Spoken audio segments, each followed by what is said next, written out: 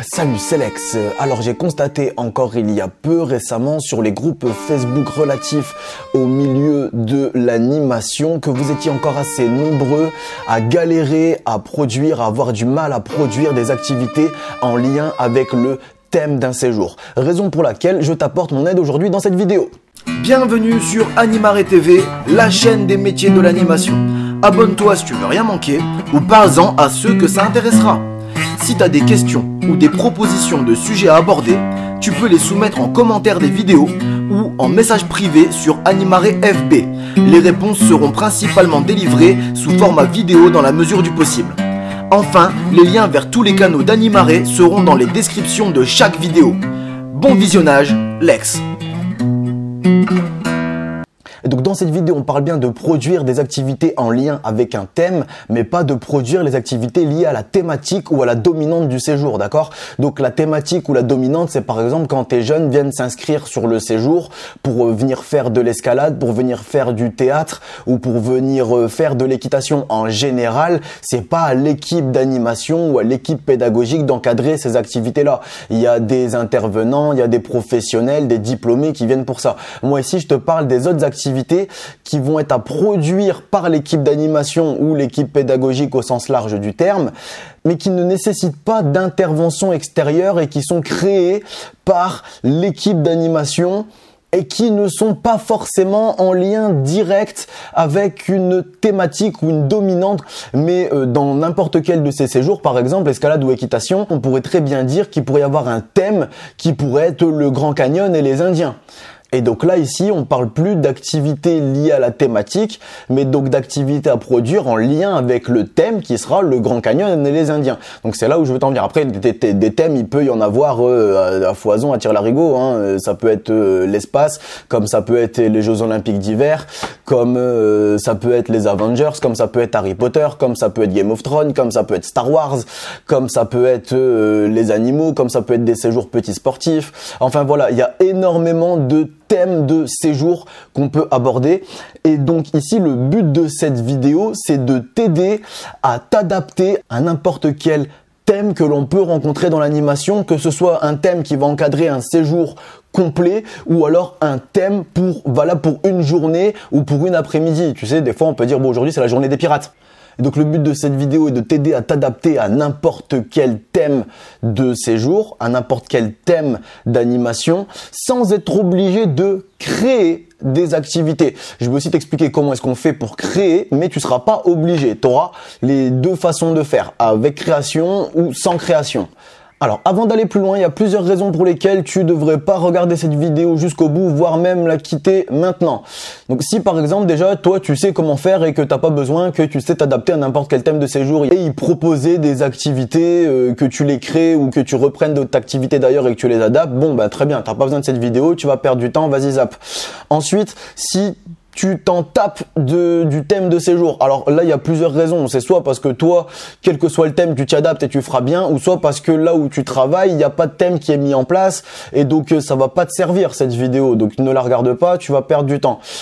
Et la dernière et bonne raison de ne pas regarder cette vidéo, c'est si tu t'attends à avoir une activité clé en main ici à la fin de cette vidéo. Non, moi je vais pas te donner d'activité clé en main. Là ici, ce que je vais faire, c'est que je vais t'expliquer une méthode pour pouvoir t'adapter à n'importe quel thème qu'on peut appliquer dans les séjours. C'est une méthode applicable à n'importe quel thème. C'est pas une acti clé en main. Bref, si tu décides de rester sur cette vidéo, on va continuer sans plus tarder. Donc, la première chose, quand tu vas vouloir proposer des activités en lien avec une thématique, la première des premières choses que tu dois faire, c'est réfléchir au squelette des activités que tu veux proposer et non à l'habillage. Je m'explique. Le squelette d'une activité, c'est son minimum vital pour qu'elle tourne. Donc c'est tout le contraire de son décor, de ses costumes, de sa trame, de la paillette et de la poudre aux yeux pour le public. Parce que je reprends mon exemple des petits Indiens. C'est bien beau d'aller te faire une couronne de plumes, aller te créer un tipi et de faire un feu de camp et de recréer des colliers, des tomahawks et de ce que tu veux. Maintenant, si t'as pas une activité qui tourne derrière, même si t'as réussi à prendre la super voix du chef indien, faire faire une super danse, un super chant et avoir un super costume, une super super voix, elle arrive à te transformer. Maintenant, si t'as pas l'activité qui tourne derrière, ça ne sert strictement à rien. Il vaut mieux avoir une activité qui tourne sans costume, sans décor, sans paillettes, sans poudre aux yeux, plutôt que d'avoir toutes les paillettes, les poudres aux yeux, et plutôt que l'inverse. Tu comprends ce que je veux dire? Au moins ton activité fonctionnera et tu auras quelque chose à proposer à ton public et qui risque de moins se casser la gueule. Une fois que tu pars de ce constat-là, maintenant ce que tu peux faire, si pour toi, la création, c'est difficile. Il faut bien savoir que créer des activités, je suis très honnête avec toi, ce n'est pas donné à tout le monde.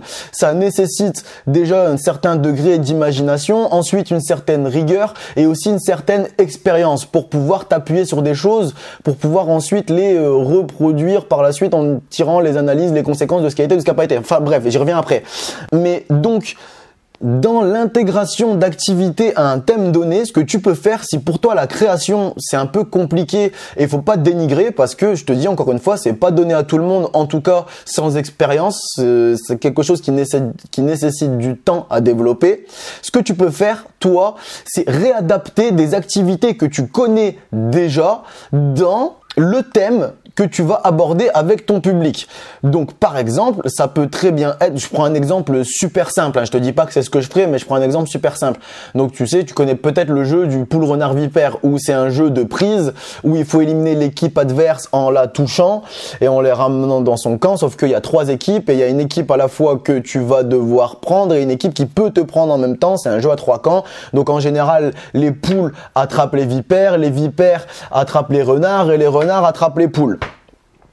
Eh ben, ce que tu peux faire, c'est juste un exemple là, ce que je te donne, hein. Ce que tu peux faire, c'est réadapter ce jeu-là et en le changeant de contexte. Donc, par exemple, si je reprends mon thème du Grand Canyon et des petits Indiens, je pourrais très bien dire que les poules renards vipères vont se transformer en les Sioux, les Comanches et les Apaches. Donc, je suis déjà en train de réadapter l'imaginaire qu'il y a autour de mon jeu au thème que je suis en train de proposer. Donc si tu pars sur ce principe-là, sache que 90% des activités, des jeux que tu vas pouvoir mettre en place sont réadaptables dans l'imaginaire, dans la trame qu'il y a autour.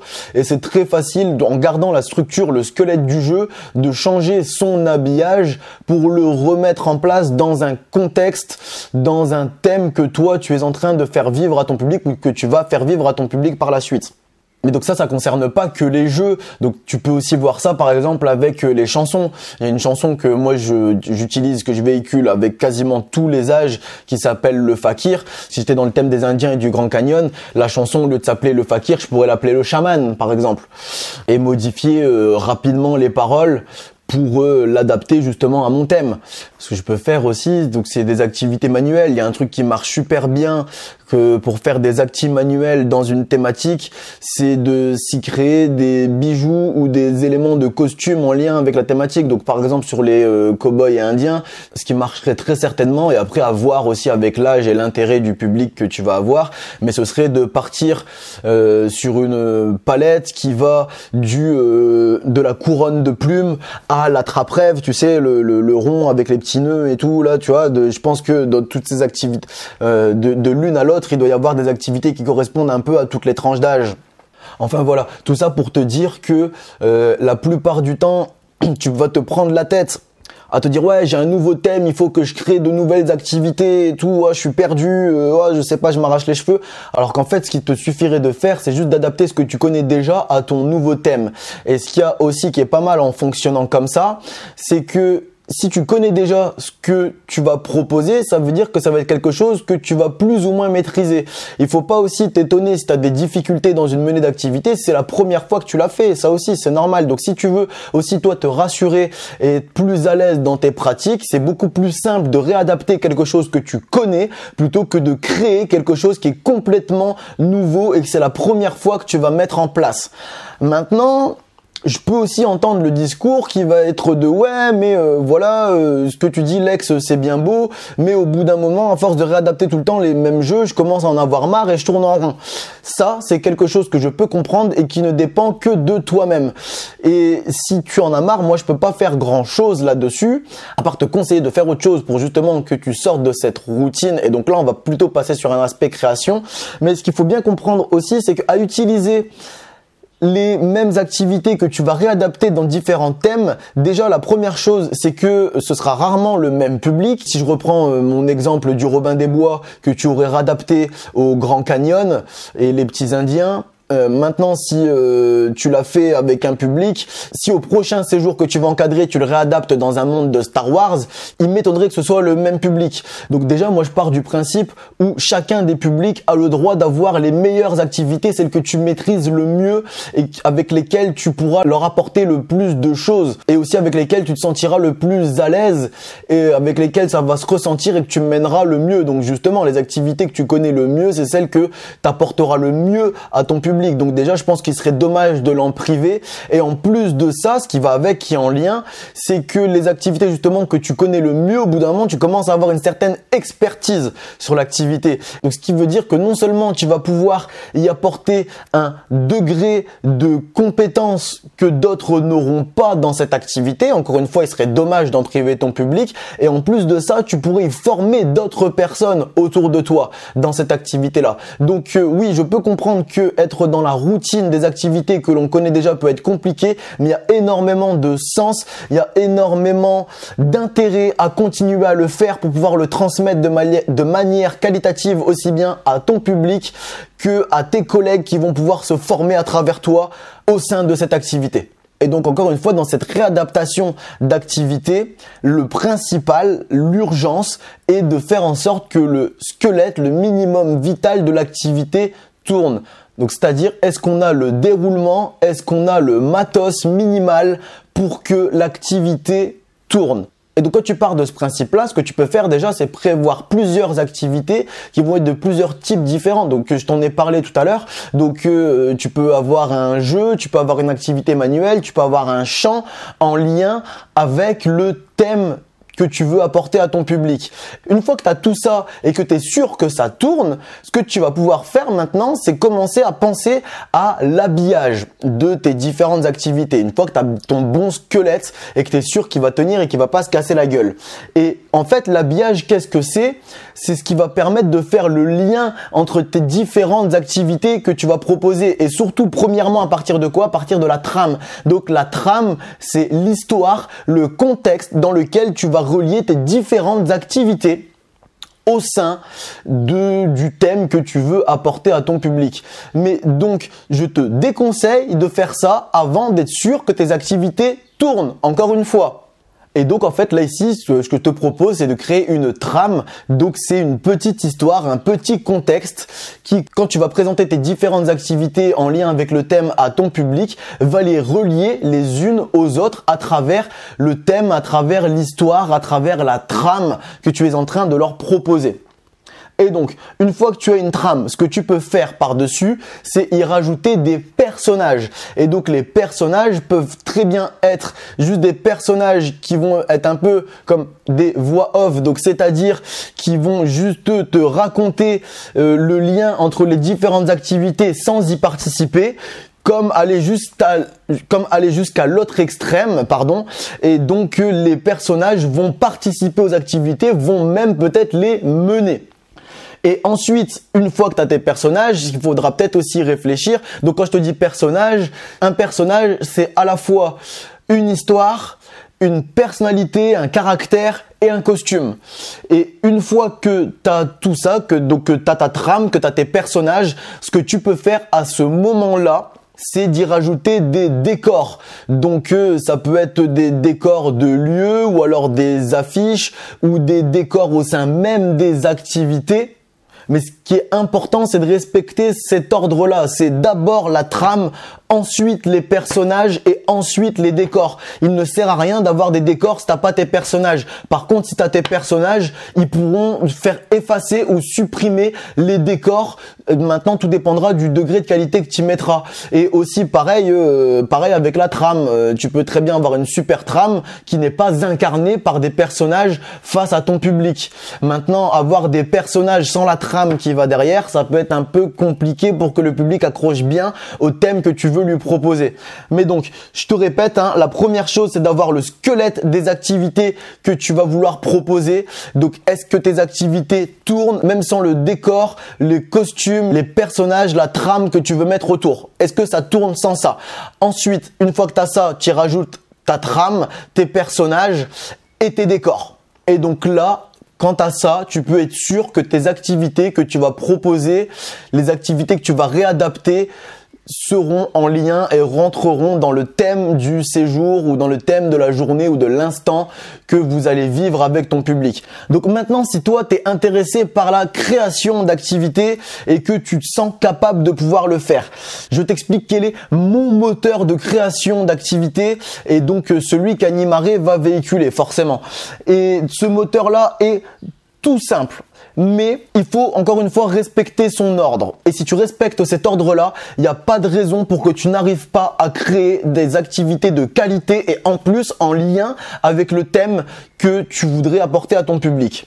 Donc ce que je pense qu'il est important de faire dans la création d'activités, c'est de remonter le processus à l'envers, partir de la fin pour ensuite remonter aux différentes étapes jusqu'au moment où on va être prêt à lancer l'activité. Je m'explique.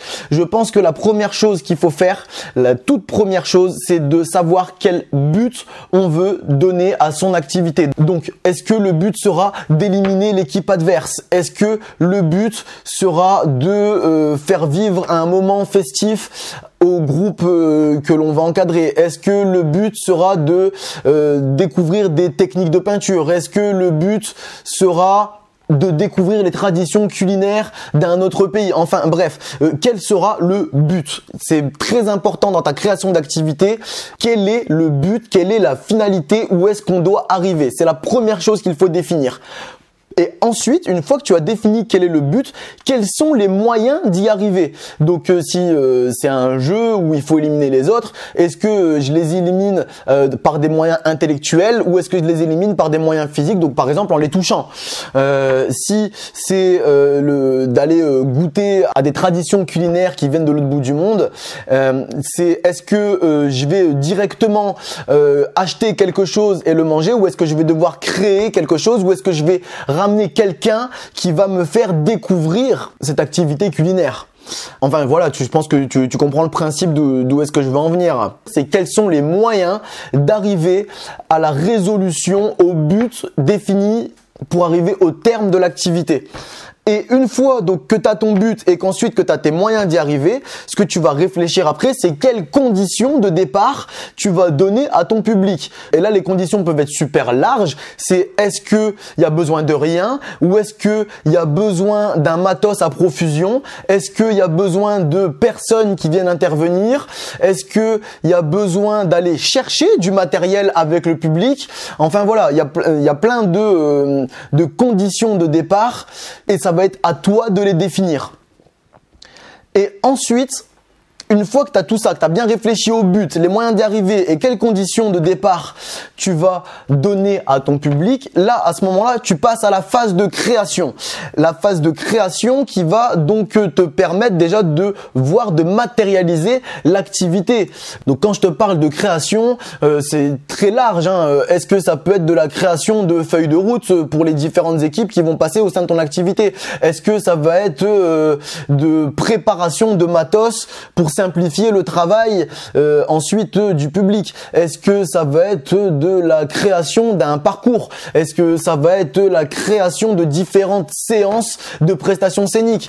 Mais enfin voilà, ça va être la création de plein de choses diverses et variées, et peut-être que tu vas être dans des activités où il y aura rien besoin de créer pour lancer ton activité avec ton public. En fait, là je te parle de ça, de qu'est-ce qu'il faut créer toi en amont pour lancer l'activité.